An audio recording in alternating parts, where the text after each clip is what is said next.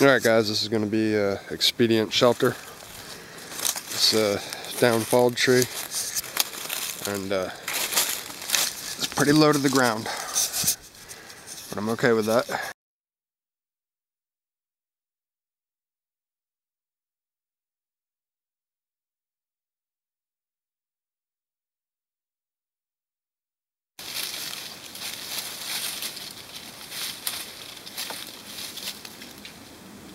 First time using the knife, conserving this edge, ESE4 or SE4.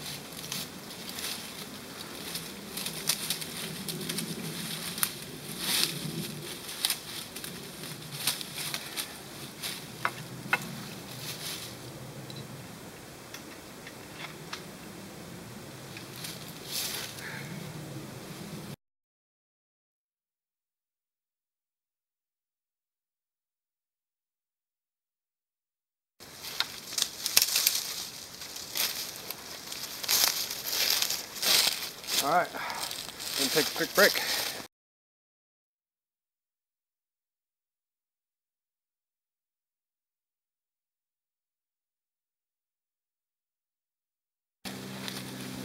Here's my shelter. All I have left to do now is insulate the ground, but I'll give you a quick tour of the features. I did leave a small, very small portion of the shelter incomplete to show you a cross-section of the way it's built, more or less. As far as resources, my edge of choice today here was my SE4, and I've used it once to clear some thorns out of the ground from underneath where I would be sleeping, basically. That's the only thing it's cut so far today. It's a great knife, and I want to give it a chance to cut some things, but unfortunately, or fortunately, we're conserving resources. So, alright, what you're looking at here is a fire reflector. A small fire is going to go at the base here. This is going to reflect the fire in and around, or at least the heat from the fire, while the smoke continues up through this nice gigantic open space here. There's a cross section of the roof. I left this portion undone to show you my cross hatching, more or less, to show you what's supporting the insulation, in this case leaves. And alright, inside the shelter is a small fire reflector that is open, but that's not our living space. I mean, that's just to push some of that heat back towards us. Again, this portion of the roof would be leaved when I'm done to help catch the heat rising and roll it into the shelter. Looking into the shelter, it's pretty dark in here. That end is open over there. I am going to close it up just a little bit more, not a whole lot more. Here's the inside. You got your roof. This isn't a pretty shelter, it's a functional shelter. Your opposite side. And it looks relatively small, but I mean, I'd say this is a good 8 foot long. It's plenty enough room for me. Here's the back side of our shelter, and my jacket hanging on a tree. Again, you're not looking at something terribly fancy. You're looking at something functional. Main problem up here in the northeast is going to be the cold of the night right now. It's possible it might snow tonight. It's pretty unlikely, but it's a possibility just because of the time of year, let's put it that way. So this shelter is more than enough to keep snow off you. Light rain, no problem, but I mean, if you're looking at heavy rains, you're gonna need something more. Alright, here's our fire reflector from the backside and the entrance to our shelter. Now the reason those sticks are longer is right in this spot we're gonna have a small fire. And this is something I've never really heard many people mention.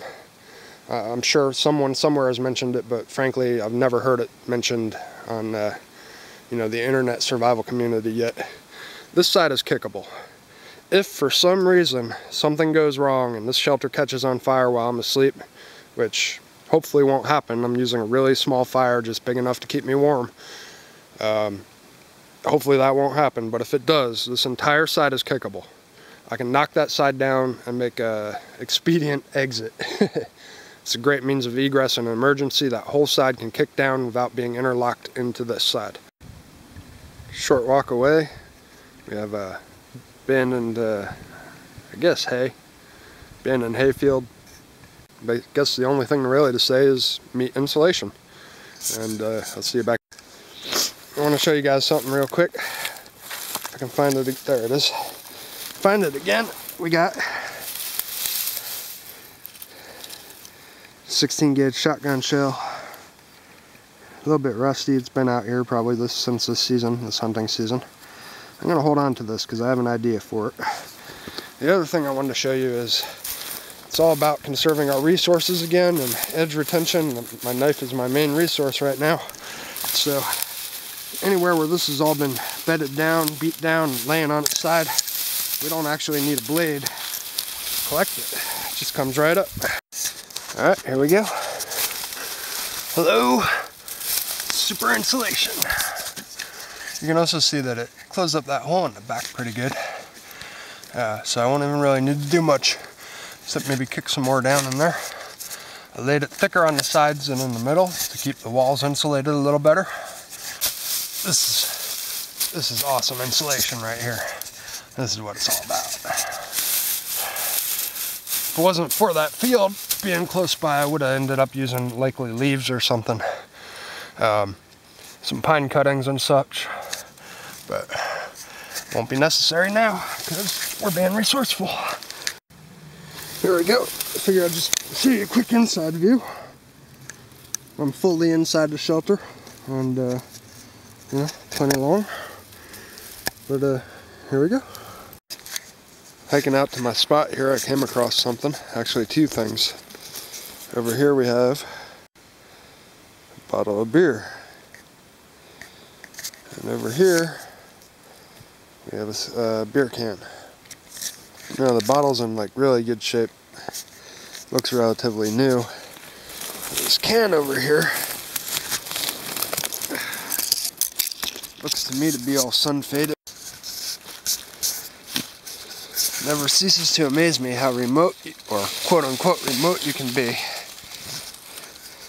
How much man-made trash you can find. Big rubber inner tube. I'm gonna hold on to that too.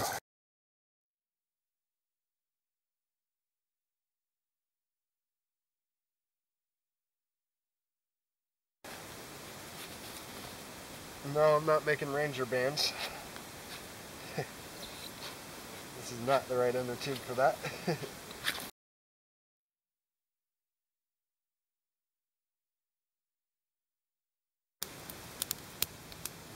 Alright guys, here's my signal fire.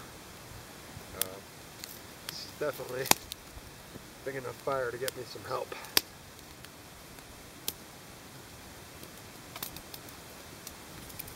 Alright, just kidding. That'll give me black smoke in the background. You'll see two more fires set up ready to go. Each one has scrap rubber I collected out of the woods here. Wonderful litter that serve a purpose well. Both of those fires are ready to go. These are set up in a triangular formation. The triangular formation, hang on, let me lock this down because I need to keep feeding that fire. 3 of anything in a triangle, such as signal fires or smoke. I'm gonna let this burn down a little because I need a bed of coals to cook my water. 3 pillars of smoke in a triangle is also an international signal of distress, and also one that's recognized easier because fires don't normally form in a triangular pattern. Okay, so I don't know if I got it on the screen, but in the middle of these the two fires in the back of the triangle are some leaves, some pine cuttings, and also the rubber tires I collected out of the woods. Burning any of these will produce smoke, and that smoke is going to get you noticed more so than the fire itself. Now this is really important. Make sure you're listening. Feeding 3 full-size signal fires is an all-day affair. You will be gathering wood and keeping those fires running all day long. If you're in a wilderness survival situation, you're going to need to prioritize. Do you need signal fire, food or water, shelter? And that's something that, you know, has to be decided on a case-by-case basis, and no case can really be exactly the same, so, you know, that's something you really need to consider. Preparation is the key to always make sure you have enough wood set up. Because if I didn't have enough wood here, this fire would just go out I'm not going to light those 2 other signal fires because I'm not in a real emergency situation, and it would be asking for help I don't need. I don't need the help. I'm not going to light them.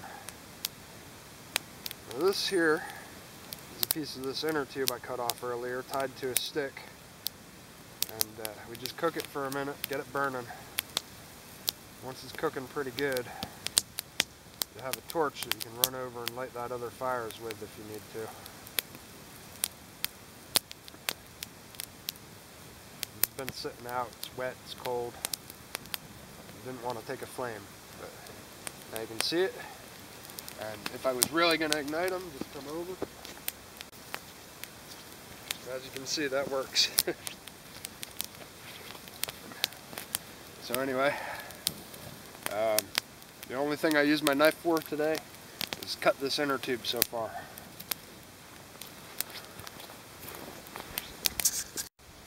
I've let this fire die down into more of a cooking kind of fire than a actual signal fire. And the reason for that is I need to purify some water. So I took that dirty old can I found, rinsed it out in the lake water here. I had to break the ice to get to the water. I'm just setting it in the fire here. I'm going to keep the fire burning around it. Got this little twig on there so I can lift it up. While that's cooking, I forgot to mention, with triangular signal fires, you want them to be far enough apart that the smoke doesn't merge together into one.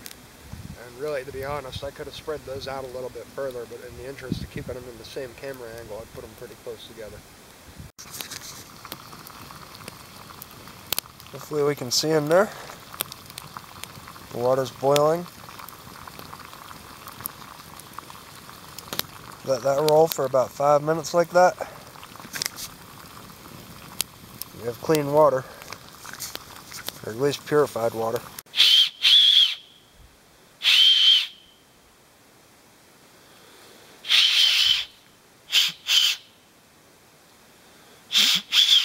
Takes a little bit of work getting it right, but hold on to that one off to the side. Let's see if I can get a better one for the video. Oops.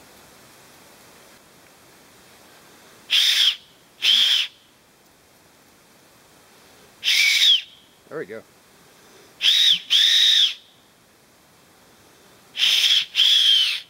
Hopefully the camera can see me. Perfect.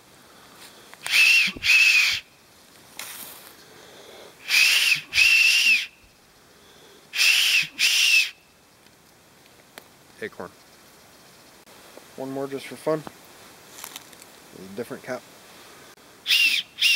Got it.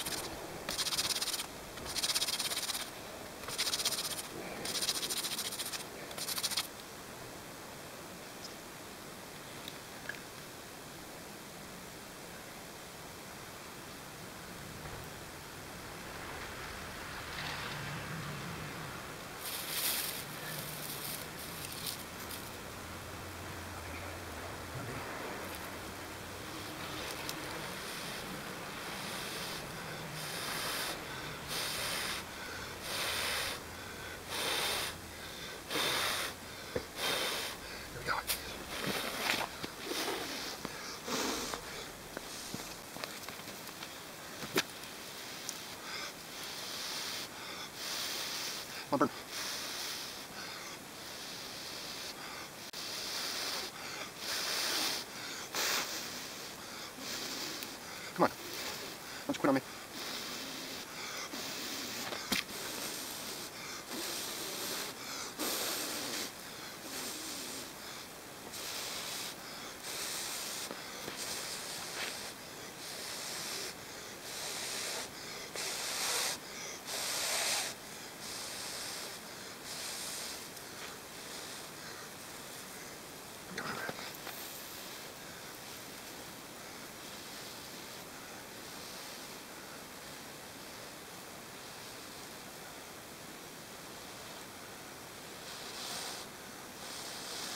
This damn tinder won't burn.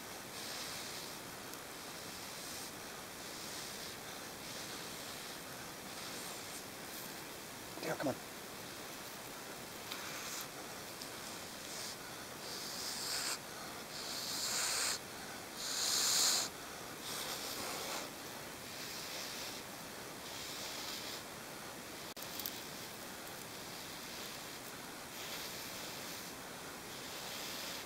Fuck yeah.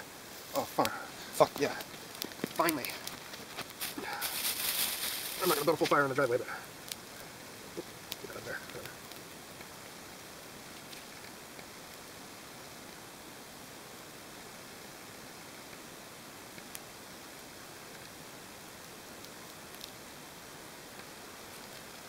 I'm just gonna burn some tinder here to show you this fire.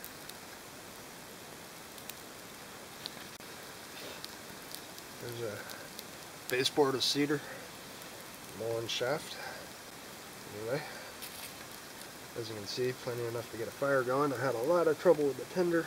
I had a whole lot of trouble with the whole fire project from start to finish, really, but my tinder didn't want to catch, which was that bird nest of dry grass. Apparently wasn't quite dry enough. Here's some cedar shavings just to throw on for fun.